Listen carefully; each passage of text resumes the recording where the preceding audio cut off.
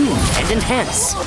It occurs to me that the Orcs Must Die series, and the tower defense genre as a whole, are something like a cousin to factory games like Satisfactory and Factorio. Those games focus on feeding raw resources like iron and coal into complex machines to efficiently produce spaceship parts, while Orcs Must Die is all about feeding hordes of cartoon monsters into machines that produce mulch cartoon monsters. Maybe one day we'll learn to build spaceships out of that goop, but for now it's plenty of fun on its own. Deathtrap shifts the series' reliable action tower defense gameplay into a new structure.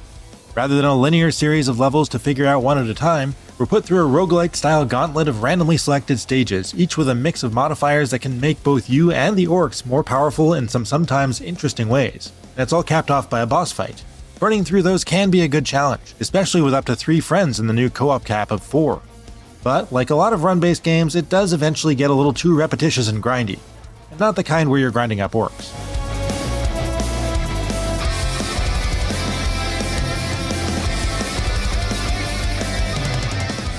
Full disclosure, at this point I've played more than 60 hours of Deathtrap in co-op and single player, and I've only seen 3 of its 4 bosses and defeated 2.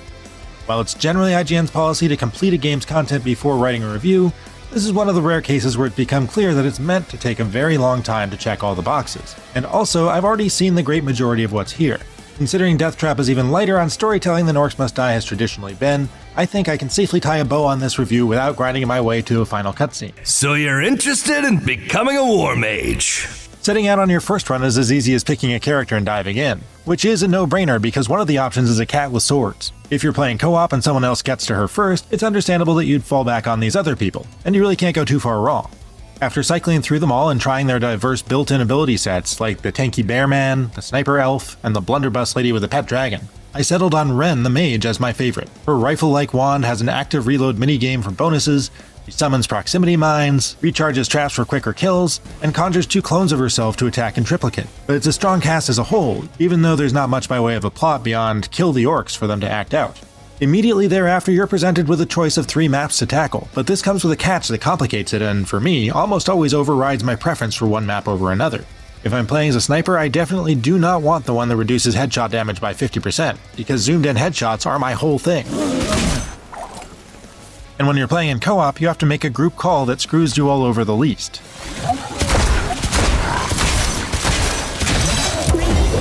That's not to say the choice of map isn't important.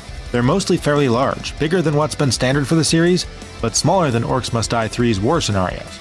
But there aren't that many, and after playing each one what feels like a dozen times or more, I've definitely developed favorites where I know how to control the orcs' paths, and also eye-rolling dislikes for those that are more wide open and almost impossible to fully wrangle unless you've lucked into certain upgrades.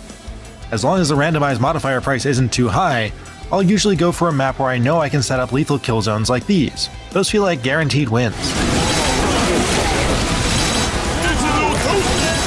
It's worth noting that while Deathtrap's orcs and maps look very much like the previous OMD games because of its cartoony art style and tons of blood and chunks, the lighting is notably improved. And that's something that's on full display when the nighttime and rain modifiers are in effect. The rain's bringing water elementals! Watch out! Those aren't just for looks, they come with randomly spawning enemies that can appear behind your barricade line, so you have to make sure to keep an eye on the minimap.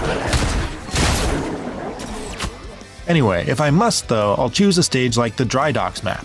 A shipyard where the rift you're protecting can be in one of several locations, and there are more paths to each of them than the default number of barricades can block off. The opening phase of any Orcs Must Die map, and the unlimited length pauses between waves, are spent figuring out the puzzle of how to control the coming flow of enemies even as they open up new doors.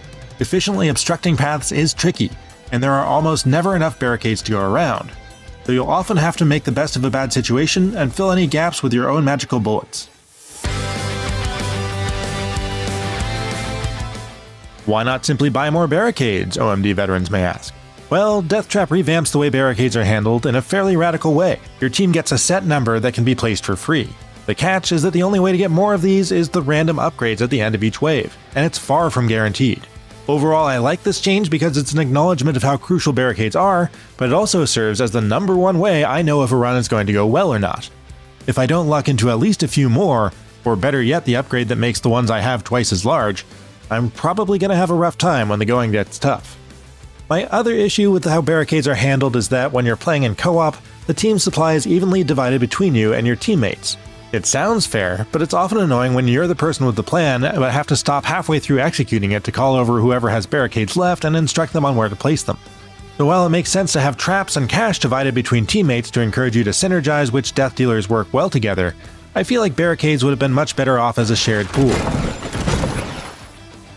A lot of those non-barricade upgrades can be quite powerful though. They could lend your default attacks major bonuses to ammo capacity, give them burn, freeze, or shock damage, or provide extra uses of special abilities among many other things. Extra proximity mines are great to have, for example, though not all is lost if you don't draw barricades. Get down here! Which traps you put where is the other big part of the puzzle, and since you can only carry a handful of them with you, and fewer in co-op, you have to carefully examine the map layout to see where you can place the best combos of floor, wall, and ceiling traps to both deal damage and rack up combos with multiple types of damage on single targets, and that's how you charge your most powerful abilities. There are a few dozen of these, the vast majority of which are old stalwarts like the brimstone floor tiles that set enemies ablaze, flippers that launch them into the sea, arrows right out of Indiana Jones, saw traps, freeze traps, acid traps, poison traps, you name it. A few new ones round out the arsenal, such as the harpoon that snags enemies and pulls them in, mine carts on tracks, and a heavy ice turret. I'll be very interested to see how the creative types out there combine all these toys. Buenas, me. Enemy variety is also largely recycled from Orcs Must Die 3, which has a lot to pull from, but it does at least build a bit on what came before. There's a drummer who doesn't attack but buffs enemies around him, the stone bat petrifies you with a projectile that takes you out of the action for several seconds and can be extremely annoying if you don't take them out, and there's also this weird flying dude, and this big weird flying dude with laser eyes, and this jerk who steals your money, and a bunch of returning guys with some new abilities and tweaks to refresh them. All in all, it's a more than healthy mix that keeps things interesting for a long while. After handling 6 waves on each map, you're given the option to cash out with the money you've made thus far, or wager half of it on whether or not you'll be able to beat the next map before enough orcs make it to your rift, which has persistent health. It's a smart mechanic because sometimes you'll just barely eke out a win with 1 or 2 rift points remaining and have to make a call about whether to go home and level up. To be honest, I much prefer this to feeling like I had to replay every level of previous OMD games without a single orc making it through my defenses to really feel like I'd beaten it. Saw this victory from a mile away. If you make it to one of the boss fights, Deathtrap at least makes an effort to change up its style. There's only one large wave to deal with, but there's an extra powerful enemy walking or teleporting around the map while you do it. So you can go all in on inflicting as much damage on them as possible, or try to hold out until you exhaust the wave of enemies before turning your attention to the main target.